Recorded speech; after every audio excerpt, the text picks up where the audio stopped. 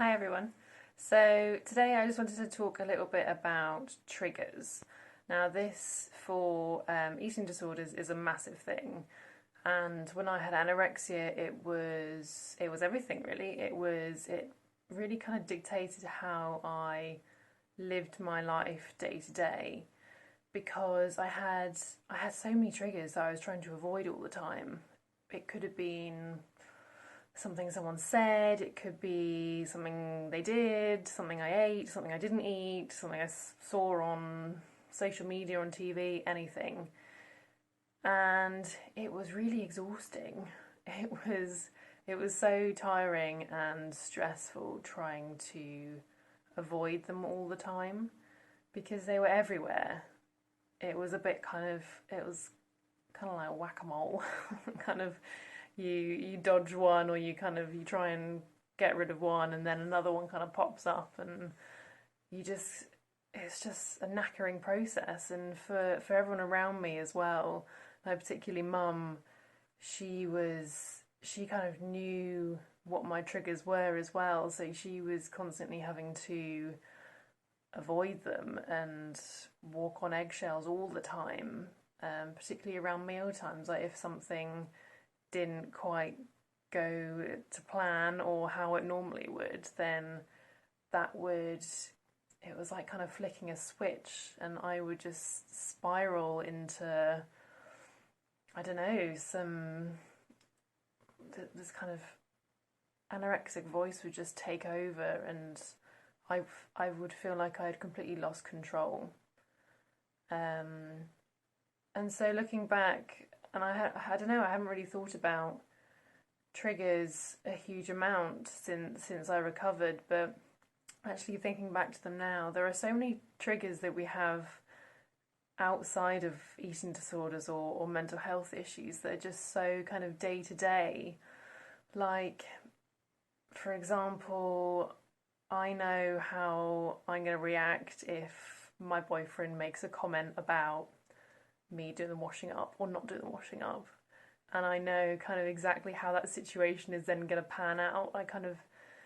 You can kind of see it happening in advance almost in these situations, whether it's relating to kind of a trigger relating to eating disorders or relating to the washing up, that you can you can kind of predict what's going to happen when that once that trigger is kind of activated almost. So if it was my boyfriend saying something about the washing up, then I would know exactly how I was going to react to that before it even happened. Like I'm just kind of playing it out in my head right now, and I know how I'm going to feel, I know what I'm going to think, I know what I'm going to do, and that's a trigger too.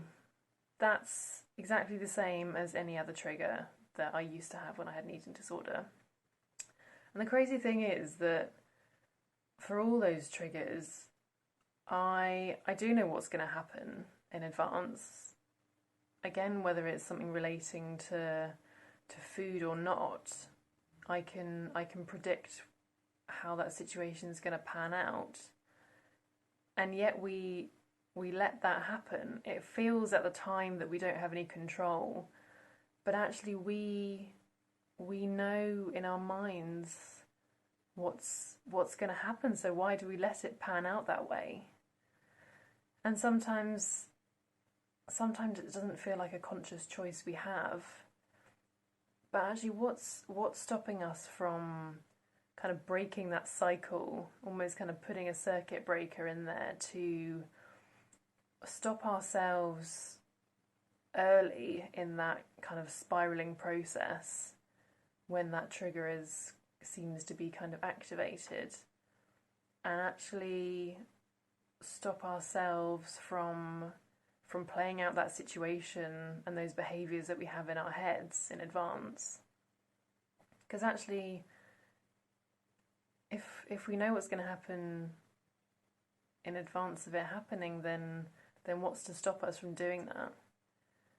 And the answer that I've kind of come up with is that there isn't really anything that's stopping us apart from that habitual thinking that we have.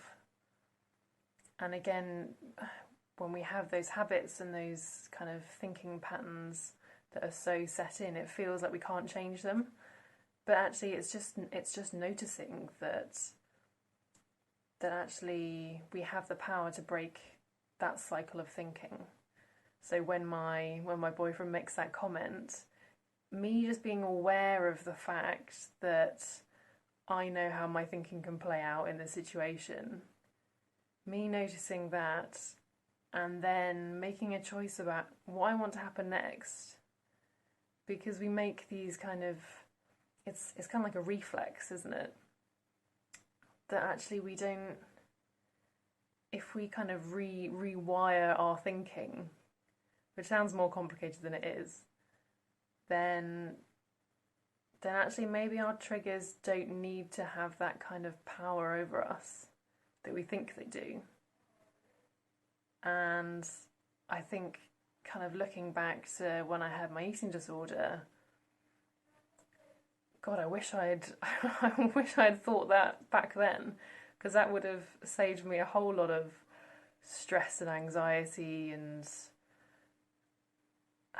just we would have been able to kind of sweep all those eggshells away, and have so many fewer arguments about it as well.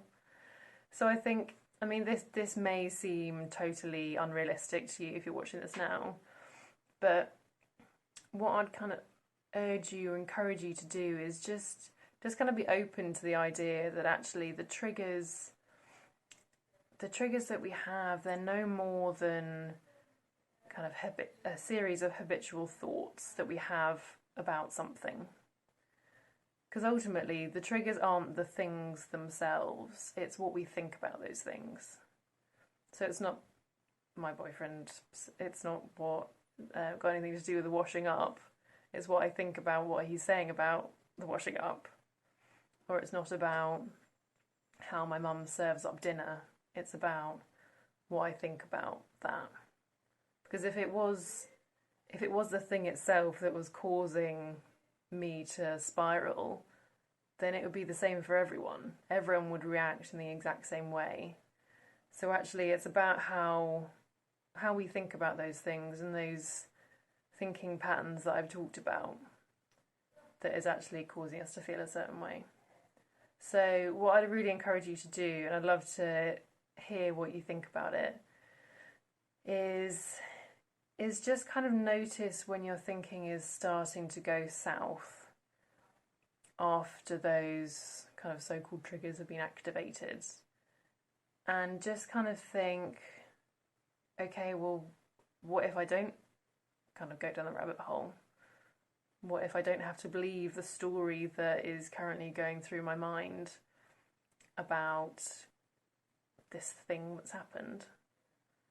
And just kind of slow down a bit before kind of automatically going into that kind of cycle that can be so hard to get out of. So yeah, so I'd love to hear what you think. And yeah, just drop us a comment, and yeah, see you soon.